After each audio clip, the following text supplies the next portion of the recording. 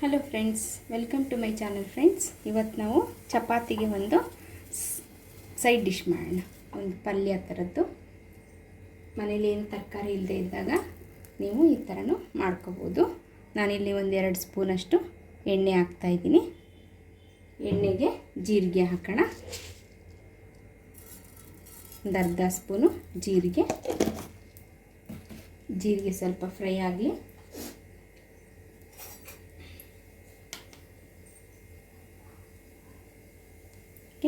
ಸಣ್ಣಗೆ ಹೆಚ್ಚಿರೋಂಥ ಈರುಳ್ಳಿ, ನಾನಿಲ್ಲಿ 2 ಸಣ್ಣ ಈರುಳ್ಳಿ ತೊಗೊಂಡಿದ್ದೀನಿ.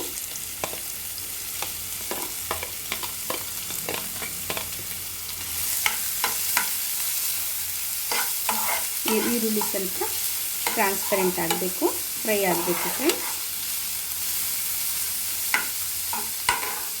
ಇದರಲ್ಲಿರೋ ಎಲ್ಲ ಈರುಳ್ಳಿನೂ ನಾನು ಸಣ್ಣಗೆ ಗ್ರೇಟ್ ಮಾಡ್ಕೊಂಡಿದ್ದೀನಿ.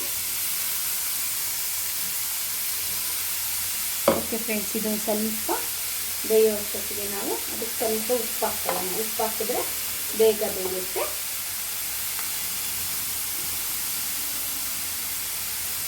ಉಪ್ಪು ಹಾಕಿದ್ದೀನಿ.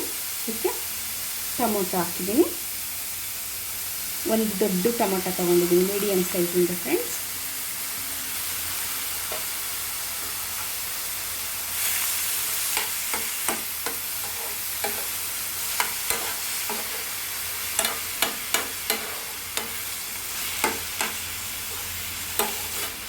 ಈ ಟೊಮೊಟೊ ಸ್ಮ್ಯಾಶ್ ಆಗುವಷ್ಟು, ತುಂಬ ಕರಗುವಷ್ಟು ಚೆನ್ನಾಗಿ ಫ್ರೈ ಆಗಬೇಕು. ಇದೆಷ್ಟು ಚೆನ್ನಾಗಿ ಫ್ರೈ ಆಗುತ್ತೋ ನಮ್ಮ ಈ ಗ್ರೇವಿನೂ ಚೆನ್ನಾಗಾಗುತ್ತೆ.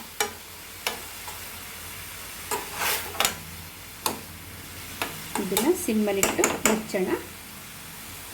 ತುಂಬ ಇಷ್ಟ ಆಗುತ್ತೆ ಇದು. ಅಕ್ಕಿ ರೊಟ್ಟಿಗೆ, ಪೂರಿಗೆ, ಪರೋಟಾಗೆ ಎಲ್ಲದಕ್ಕೂ ಪನ್ನೀರ್ ಹಾಕಿ ಮಾಡೋದು ತುಂಬ ಚೆನ್ನಾಗಿರುತ್ತೆ. ಇದು ಸ್ವಲ್ಪ ಇದಾಗಲಿ, ಚೆನ್ನಾಗಿ ಕರಗಲಿ. ಸ್ವಲ್ಪ ಶುಂಠಿ ಬೆಳ್ಳುಳ್ಳಿ ಪೇಸ್ಟ್ ಹಾಕೋಣ ಅದಕ್ಕೆ.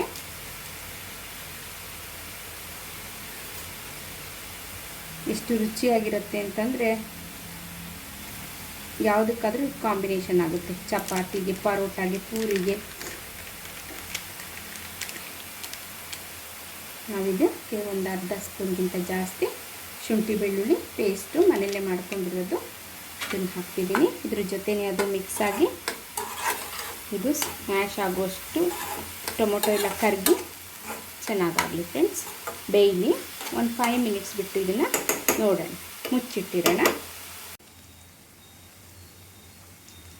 ಫ್ರೆಂಡ್ಸ್. ಈಗ ಈರುಳ್ಳಿ ಟೊಮೊಟೊ ಚೆನ್ನಾಗಿ ಬೆಂದಿದೆ. ಸ್ಮ್ಯಾಶ್ ಆಗೋ ರೀತಿ ಬೇಯಬೇಕು.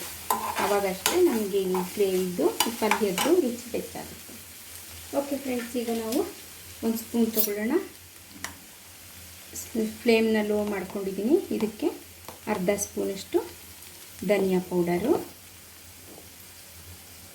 ನಿಮಗೆ ಎಷ್ಟು ಖಾರಕ್ಕೆ ಬೇಕೋ ಅಷ್ಟು ಅಚ್ಚ ಖಾರದ ಪುಡಿ ಹಾಕ್ಕೊಳ್ಳಿ. ನಾನಿಲ್ಲಿ ಒಂದು ಅರ್ಧ ಸ್ಪೂನ್ಗಿಂತ ಸ್ವಲ್ಪ ಕಡಿಮೆ ಹಾಕ್ಕೊಂಡಿದ್ದೀನಿ. ಮತ್ತು ಒಂದು 1/4 ಸ್ಪೂನು ಗರಂ ಮಸಾಲ ಮತ್ತು ಪಾವ್ ಭಾಜಿ ಮಸಾಲ ಹಾಕ್ಕೊಳ್ಳಿ ಫ್ರೆಂಡ್ಸ್. ತುಂಬ ಚೆನ್ನಾಗಿರುತ್ತೆ. ನಿಮಗಿಷ್ಟ ಇಲ್ಲ ಅಂದರೆ ಗರಂ ಮಸಾಲ ಹಾಕ್ಕೊಳ್ಳಿ. 1 ಸ್ಪೂನು ಪಾವ್ ಭಾಜಿ ಮಸಾಲ ಹಾಕ್ಕೊಂಡಿದ್ದೀನಿ. ಇದಕ್ಕೊಂದು ಸ್ವಲ್ಪ ನೀರು ಹಾಕೋಣ. ಇದನ್ನೊಂದು ಸ್ವಲ್ಪ ಫ್ರೈ ಮಾಡೋಣ. ಎಣ್ಣೆಲಿ ಸ್ವಲ್ಪ ಫ್ರೈ ಆದರೆ ಇದ್ರದ್ದು ಅರೋಮಾ ಎಲ್ಲ ಚೆನ್ನಾಗಿರುತ್ತೆ. ಇದಕ್ಕೆ ಸ್ವಲ್ಪ ನೀರು ಹಾಕೋಣ.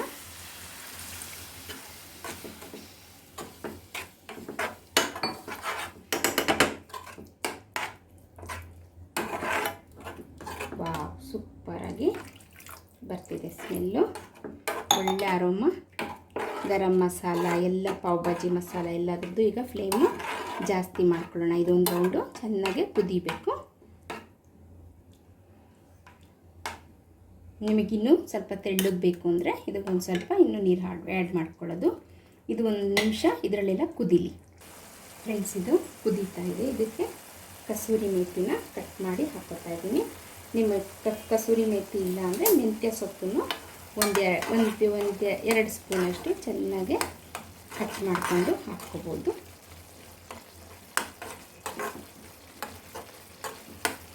ಇದಕ್ಕೆ ಗ್ರೇಟ್ ಮಾಡಿರೋಂಥ ಪನ್ನೀರು. ನಾನಿಲ್ಲೊಂದು 100 ಗ್ರಾಮ್ ಪನ್ನೀರ್ ತೊಗೊಂಡಿದ್ದೀನಿ. ನೀವು ನಾನ್ ವೆಜ್ ಎಲ್ಲ ತಿನ್ನೋರು ಇದಕ್ಕೆ ಮೊಟ್ಟೆನೂ ಹಾಕ್ಕೋಬೋದು ಫ್ರೆಂಡ್ಸ್. ಪನ್ನೀರ್ ಬದಲು ಮೊಟ್ಟೆನೂ ಹಾಕ್ಕೊಂಡ್ರೂ ಚೆನ್ನಾಗಿರುತ್ತೆ. ಈ ಚಪಾತಿಗೆ, ಪೂರಿಗೆ, ಪರೋಟಾಗೆಲ್ಲ ಸೂಪರಾಗಿರುತ್ತೆ.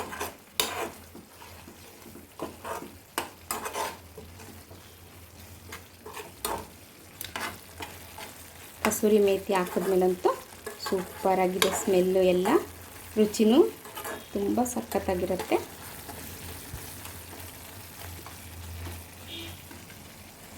ಇದು ಎಣ್ಣೆ ಎಲ್ಲ ಬಿಡೋ ತನಕ ಸಣ್ಣ ಉರಿಲಿ ಸ್ವಲ್ಪ ಕುದಿಬೇಕು.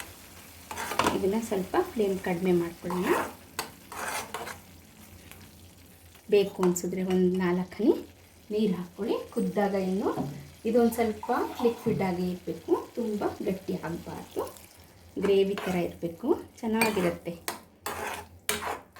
ಇದಕ್ಕೆ ನೀವು ಉಪ್ಪು ಖಾರ ನೋಡ್ಕೊಳ್ಳಿ, ನಿಮ್ಮ ಇಷ್ಟದ ಪ್ರಕಾರ ಉಪ್ಪು ಖಾರನ ಹೆಚ್ಚು ಕಡಿಮೆ ಮಾಡ್ಕೊಳ್ಳಿ.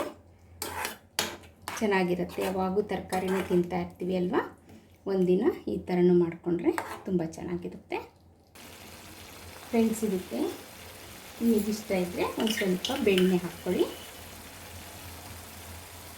ನಾನೊಂದು ಅರ್ಧ ಸ್ಪೂನು ಬೆಣ್ಣೆ ಹಾಕಿದ್ದೀನಿ. ಎಲ್ಲ ಎಣ್ಣೆ ಬಿಡ್ತಾ ಬರ್ತಾಯಿದೆ ಫ್ರೆಂಡ್ಸ್. ಈ ಥರ ಎಣ್ಣೆ ಬಿಡ್ತಾ ಬರ್ತಾಯಿದ್ರೆ ಇದು ಗ್ರೇವಿ ಆಗಿದೆ ಅಂತ. ಸಿಂಪಲ್ಲಾಗಿ ಒಂದು 50 ಗ್ರಾಮ್ಸ್ ಇದ್ದರೆ ಸಾಕು ಪನ್ನೀರು. ನೀವು ಆರಾಮಾಗೆ ಪನ್ನೀರ್ ಗ್ರೇವಿನ ಮಾಡ್ಕೋಬೋದು ಫ್ರೆಂಡ್ಸ್. ಓಕೆ ಫ್ರೆಂಡ್ಸ್, ಇದನ್ನು ಸರ್ವ್ ಮಾಡೋಣ. ಇದನ್ನು ಚಪಾತಿ, ಪೂರಿ ಎಲ್ಲದ್ರ ಜೊತೆ ಬಡಿಸಿ ಫ್ರೆಂಡ್ಸ್. ನಿಜವಾಗೂ ತುಂಬ ಅರೋಮ್ಯಾಟಿಕ್ಕಾಗಿ ಮತ್ತು ರುಚಿಯಾಗಿರುತ್ತೆ. ಎಲ್ಲರೂ 2 ತಿನ್ನೋ ಹತ್ರ 4 ಚಪಾತಿ ತಿಂತಾರೆ. ಓಕೆ ಫ್ರೆಂಡ್ಸ್, ನನ್ನ ಚಾನಲ್ನ ಸಬ್ಸ್ಕ್ರೈಬ್ ಮಾಡ್ಕೊಳ್ಳೋದನ್ನ ಮರಿಬೇಡಿ. ಬೆಲ್ ಬಟನ್ ಕ್ಲಿಕ್ ಮಾಡಿ, ನಾನು ಮಾಡೋ ರೆಸಿಪೀಸ್ ಎಲ್ಲ ನಿಮಗೆ ಬರುತ್ತೆ. Thank you so much friends.